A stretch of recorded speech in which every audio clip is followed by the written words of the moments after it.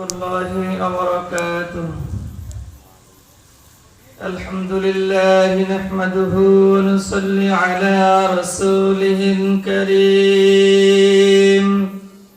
أما بعد فأعوذ بالله من الشيطان الرجيم. بسم الله الرحمن الرحيم. إلا من تاب وآمن وعمل عملا صالحا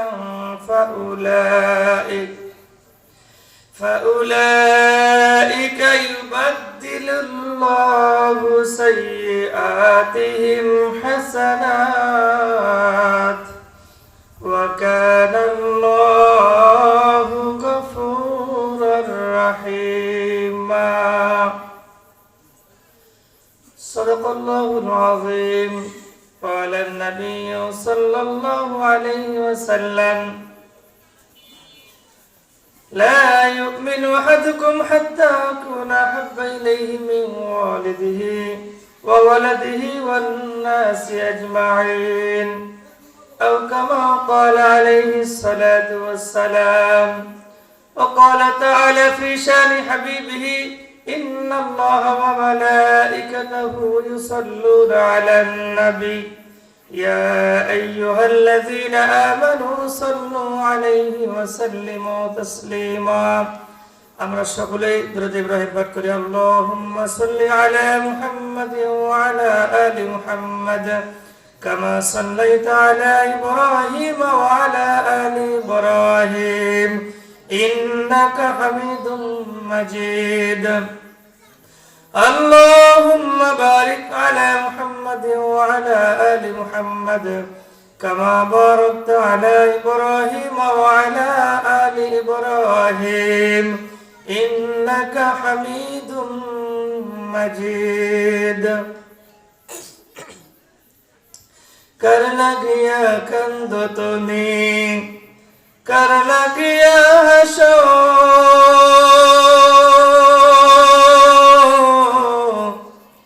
যে তোমাকে করলো সৃজন তাকে ভুলে আসো।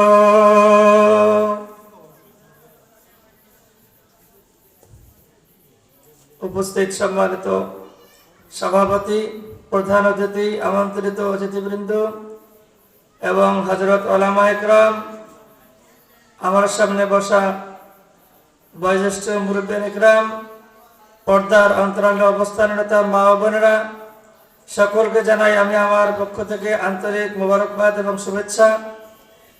সর্বপ্রথম সেই মহান রব্বুল আলামিনের দরবারে শুকরিয়া আদায় করছি যে আল্লাহ তাআলা আমাদেরকে অত্যন্ত মেহেরবানি করে ভালোবেসে আজকের এই মাহফিলে এসে বসার এবং কিছু কথা বলার এবং শোনার তৌফিক দান করছেন।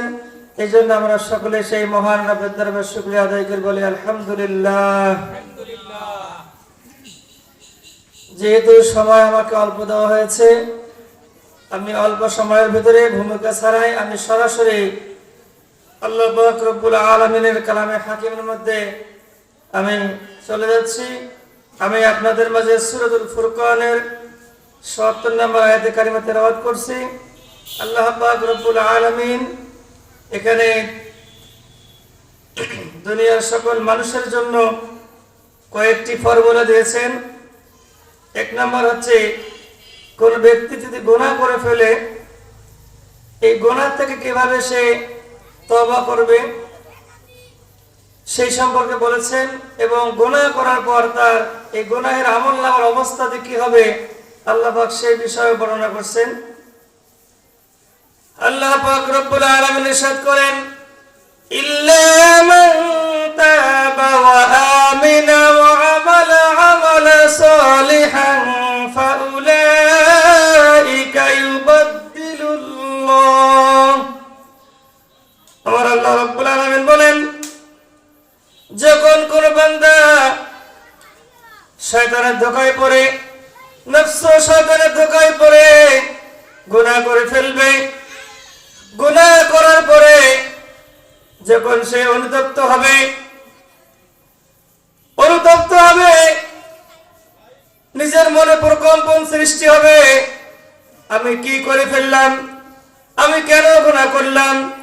এভাবে যখন সে অনুতপ্ত হবে, অনুতপ্ত হওয়ার পরে যখন সে ঈমান আনয়ন করবে, এক নাম্বার শর্ত হলো গুনাহ করার পরে সে খাস দিলে তওবা করবে। আল্লাহ পাক রব্বুল আলামিন আয়াতে বলেন, ইয়া আইয়ুহাল্লাযীনা আমানু তুবু ইলাল্লাহি তাওবাতান নাসুহা। আমার মালিক ডাক দিয়ে বলেন, ওরে বান্দা, গুনাহ করে ফেলেছো, অপরাধ করে ফেলেছো, ফিরে আসো, এখনো সময় আছে, আমার কাছে ফিরে আসো। আমার কাছে যদি খাস দিলে তওবা করো, যদি তওবার মতো তওবা করো, যে তওবা করার পরে তোমার দ্বারা আর গুনাহের কাজ হবে না, তুমি আর গুনাহের কাজে লিপ্ত হবে না, এমন খাস দিলে যদি তওবা করতে পারো, আর যদি তুমি পুনরায় ঈমান আনয়ন করতে পারো, আবার আল্লাহ বলেন, ফাউলাইকা ইউবাদদিলুল্লাহু সাইয়্যাতিহিম হাসানাত। আমার মালিক ডাক দিয়ে বলেন, ও বান্দা, তুমি অনেক গুনাহ করে ফেলেছো, যখন তুমি খাস তওবা করবে, যখন তুমি আল্লাহ তাআলার কাছে পুনরায় ঈমান আনয়ন করবে, আল্লাহ পাক বলেন তোমার জিন্দেগীর সমস্ত গুনাহ খাতা আমি আল্লাহ মাফ করে দেব। যদি বলেন সুবহানাল্লাহ। আমার আল্লাহ রাব্বুল আলামিন বলেন, বান্দা, গুনাহ করার পরে যখন তোমার আমলনামা থেকে যখন গুনাহ কেটে দেওয়া হবে, আমলনামা তো শূন্য হয়ে যাবে। কাল কিয়ামতের দিন যখন লক্ষ লক্ষ কোটি কোটি মানুষের সামনে তোমার আমলনামা হাজির করা হবে, আর যদি তারা দেখতে পারে, জানতে পারে তোমার আমলনামাগুলো খালি, তখন তারা বুঝতে পারবে যে তুমি দুনিয়ার মধ্যে অনেক গুনাহ করেছিলে, তুমি গুনাহগার ছিলে, তুমি অপরাধী ছিলে, তোমার গুনাহ তওবার কারণে আল্লাহ মাফ করে দিয়েছেন, এই জন্য আজকে তোমার আমলনামা সাদা হয়ে গেছে।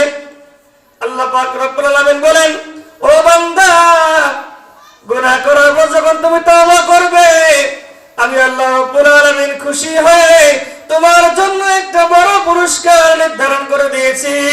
আর সেই পুরস্কার হলো, যখন তুমি গুনাহ করার পর তওবা করবে, আর এই তওবার বদৌলতে তোমার গুনাহ তো মাফ হবে, বরঞ্চ তোমার ওই গুনাহগুলো, ওই গুনার জায়গাটা রব্বুল আলামিন বলেন আমি নেকি দিয়ে ভরপুর করিয়ে দিব।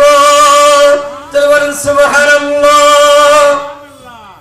खश्ते अव्वल चून हद में मर का जा सुरैया मीन हद में मर का। আমার মালিক ডাক দিয়ে বলেন, ও বান্দা, শুধু তাই নয়, যে ব্যক্তি গুনাহ করে, গুনাহ করার পর যখন সে তওবা করে, সে আমার প্রিয় বান্দা হয়ে যায়। বলেন সুবহানাল্লাহ। সে আমার মাহবুব বান্দা হয়ে যায়, বান্দা আমাকে ভালোবাসে, আমি বান্দাকে ভালোবাসি, এবং শুধু ভালোবাসাই না, আমি ওই বান্দার জন্য তাজরি মিন তাহতিহাল আনহারু খালিদিনা ফিহা আবাদা। আমার মালিক ডাক দিয়ে বলেন, ও বান্দা, শুনে রাখো, তোমার জন্য আমি উত্তম পুরস্কার ঘোষণা করে দিলাম, তোমার জন্য নহর প্রবাহমান জান্নাত নিযুক্ত করে দিলাম। সুবহানাল্লাহ। আমার মালিক ডাক দিয়ে বলেন, ও বান্দা, তুমি গুনাহ করার পর তোমাকে সময় দেওয়া হয়, যদি কেউ কোনো বান্দা যখন ফজরের পরে গুনাহ করে, ফেরেশতা বলেন, ও ফেরেশতা, ডান কাঁধের ফেরেশতা বাম কাঁধের ফেরেশতাকে বলে, ও ফেরেশতা, একটু সময় দাও, একটু সময় দাও। যদি সে জোহরের সময় তওবা করে, জোহরের সময় যদি তওবা না করে, আবার আসর পর্যন্ত তাকে সময় দেওয়া হয়, যে একটু সময় দাও, দেখে আসরের সময় সে তওবা করে কিনা। আসর কেটে যায়, মাগরিবের সময় চলে আসে, মাগরিবের সময় বলে, আমি কি তার গুনাহ লিখবো নাকি? আবার ডান কাঁধের ফেরেশতা বলেন, আর একটু ধৈর্য ধারণ করো, দেখি সে এশা পর্যন্ত সময় দেওয়া হলো, দেখি সে তওবা করে কিনা। এশা পর্যন্ত যখন ওই বান্দা যখন তওবা করলো, তখন আল্লাহ পাক খুশি হয়ে তাকে মাফ করে দিলেন।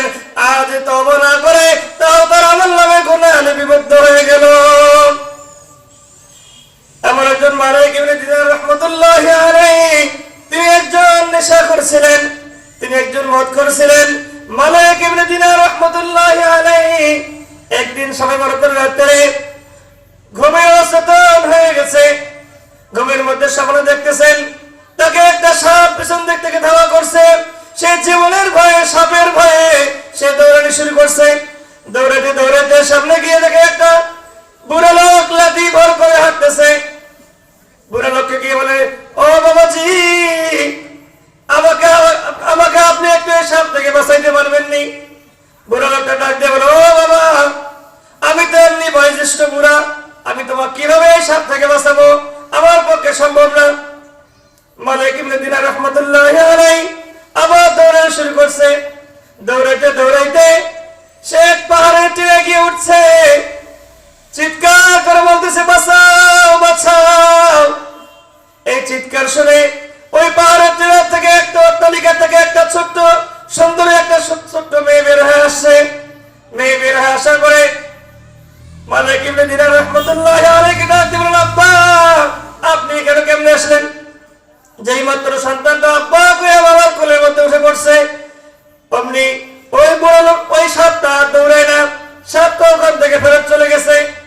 মালিক ইবনে দিনার রাহমাতুল্লাহি আলাইহি মেয়েকে ডাক দিয়ে বলে, মা, তুমি এখানে কোথা থেকে আসলে? তুমি না ছোট্টবেলায় মারা গেছো, তুমি এই জায়গায় কেমনে আসলে? এবার মেয়ে বলে, ও আব্বা, আপনি এখানে কেমনে আসলেন? আপনার ঘটনা বলেন। মালিক ইবনে দিনার রাহমাতুল্লাহি আলাইহি বলেন, ও মা, আমাকে বলো, আমাকে একটা সাপ পেছন দিক থেকে ধাওয়া করছিল, এই সাপটাকে। আর আমি ওই বুড়া লোকটার কাছে আশ্রয় চেয়েছিলাম, বুড়া লোকটা আমার কোনো সাহায্য করতে পারেনি, ওই বুড়া লোকটাকে। এবার মেয়ে বলতেছে, আব্বা, আপনার জীবনের যে নেক আমল আছে, এই নেক আমলটা হচ্ছে ওই বুড়া লোক, আর আপনার জীবনের যে বদ আমল আছে, এই বদ আমল হলো ওই সাপ। আল্লাহ পাক রব্বুল আলামিন এই সাপকে বদ আমল করে, এই সাপের রূপ ধারণ করে আপনার পিছনে ধাওয়া দিয়েছে। আর আপনার নেক আমল অত্যন্ত দুর্বল, এই দুর্বল হওয়ার কারণে এই সাপ থেকে আপনাকে বাঁচাইতে পারে নাই। আমি যখন আপনার কোলে উঠছি, সঙ্গে সঙ্গে এই সাপটা থেমে গেছে। এবার মেয়ে বলে, আব্বা, এবার আপনার উত্তর তো আমি দিয়ে দিলাম। মেয়ে বলে, এবার বাবা বলে, ও মা, তুমি কোথা থেকে আসলে?